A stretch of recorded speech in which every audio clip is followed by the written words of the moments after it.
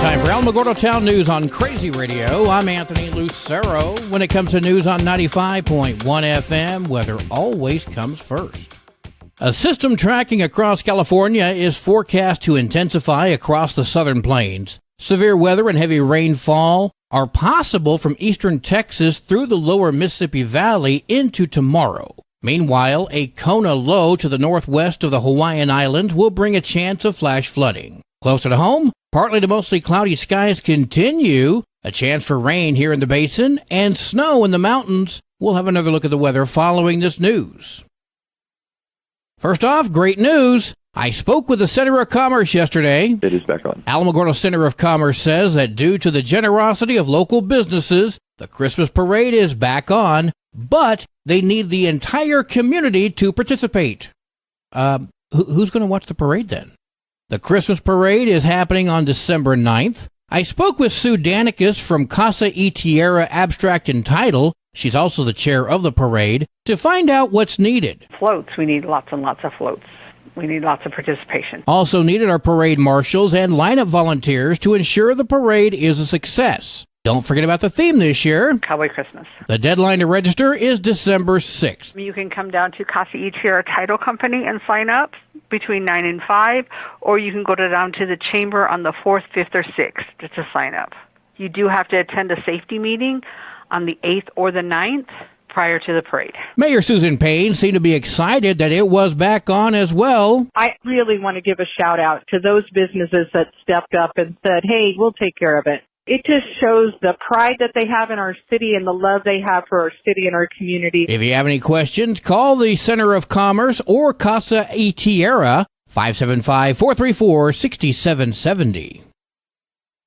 We are now in the season for giving, and Toys for Tots is out looking for new, unwrapped toys to give to those less fortunate. I spoke with Gina Lawrence, who told me where the drop boxes can be found. Mad Coffee, Lowe's Grocery Store, TDS, Direct Mail, Big Lots, Ponham Veterinary Care, French Brothers, Planet Fitness, Home to Suites by Hilton, the Alamogordo Public Library, Tularosa Basin, Dispatch, Walgreens, Ashley Furniture in the Mall, Pizza 9, Mountain View Dental, First Savings Bank, Your Community Connection Thrift Store, Change Hair Salon in the Mall, and High Rolls General Store also has a box. And if you need to speak with Gina, they can find me toysfortots.org.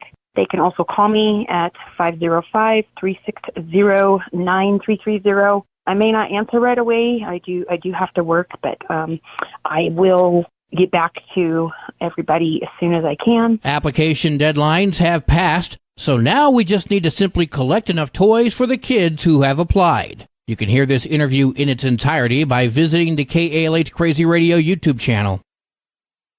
Well, today is Thursday. Let's go now to Lauren Noble and have a Thursday thought. Good morning, 95.1 listeners. This is Pastor Lauren with our Thursday morning thought.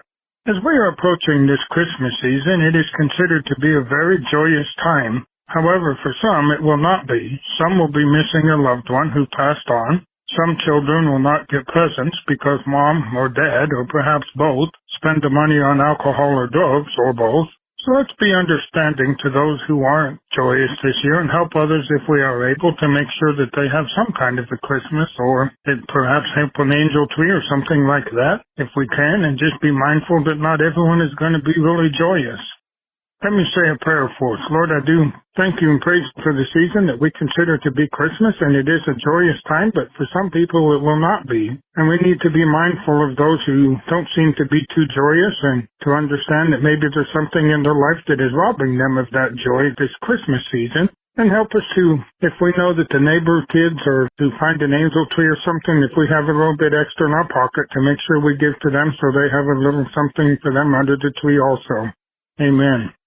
Until we meet up again, may God richly bless you and keep you. News from around the state in just a moment. This is Alamogordo Town News on Crazy Radio. I'm Anthony Lucero. AlamogordoTownNews.com is a locally owned website featuring local news matters from a local perspective that affects you, and we bring it to you directly. Plus, local sports, cultural arts, and events. Online, AlamogordoTownNews.com. Owned and operated by Second Life Media. We are Otero County. Directory Plus is the right size book. It's the book if you need a phone book. That's what just one person has to say about Directory Plus. With its red cover, features, colorful yellow pages, and lots more, it's no wonder people all over use Directory Plus. It has so much more information. You can cross-check phone numbers or addresses or pretty much anything. Look on the plus side, Directory Plus. I'm a big fan of Directory Plus. Gun violence. It's scary to think about, and it seems like we talk about public shootings or guns at schools way too often. Most recently, the kid at the Albuquerque Mall comes to mind.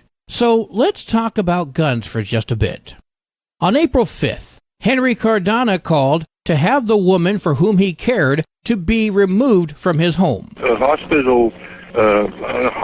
patient, and she's getting uncontrollable, trying to cry on the bed, and I can't control her anymore.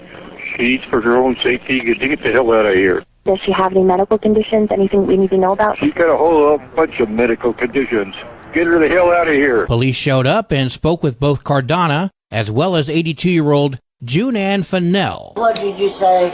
I said, you're fine until I kill you.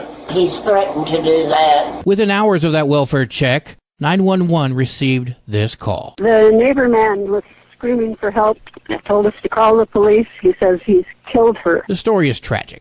And New Mexico Attorney General Raul Torres is trying to say that the ordeal could have been avoided by using the red flag law. He spoke with KOAT. Based on what was said on the 911 call and based on the statements that she was making at the time, he probably could have filed a petition. It's unclear whether or not there would have been enough of a factual basis for a judge to determine if red flag was warranted under the circumstances. Former State Representative Damon Eli sponsored the red flag legislation. There's one of two reasons they didn't utilize it.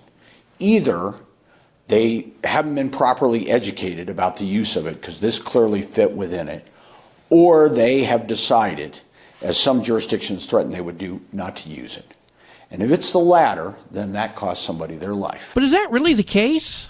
Cardona's attorney, Rudy Chavez, says in this situation, the law would probably not apply because there had neither been prior incident nor credible threats.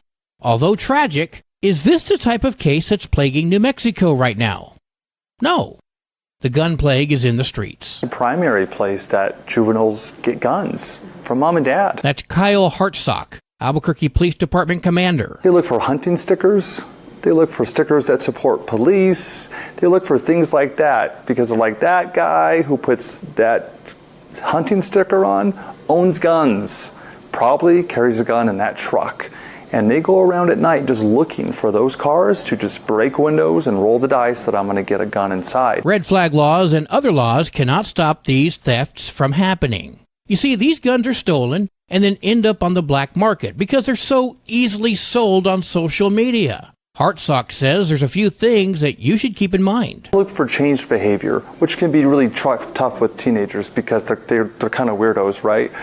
But are they being more protective of certain objects like their backpack or their room? He added to look at the specific language and emojis being used, such as receiving an innocent-looking water gun. We see the use of the water gun to display actual guns. We see that emoji come up in homicide and robbery investigations.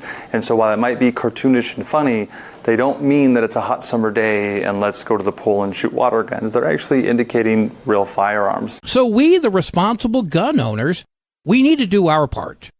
And that is, don't leave weapons in vehicles. But as far as locking up your guns at home, sorry, I'm just not a fan. If my home was being burgled, I don't think saying, excuse me, wait a minute, I need a second so I can remember my combination to get out my gun. Now, where did I put that ammo? It's just not going to fly. And lawmakers need to also remember that gun control, firearm bans, and the red flag law will have zero impact on thieves looking to turn a quick buck. Period. Oh, and as far as people like Cardona, well, Maybe there were signs showing he was unfit. It's not recorded in any of the paperwork we have here, so I don't know. Maybe nobody knows. But this does say two things. One, we need to be better about selecting caregivers. And two, we need to remember that people who commit crimes of passion cannot be dissuaded. So does that absolve Cardona for his actions? You didn't help me at all. Do you understand the rights? It's all your fault. You guys caused this. No, not at all. It's not their fault. It's yours, Cardona. And I hope you rot in a cold cell until the day you draw your final breath.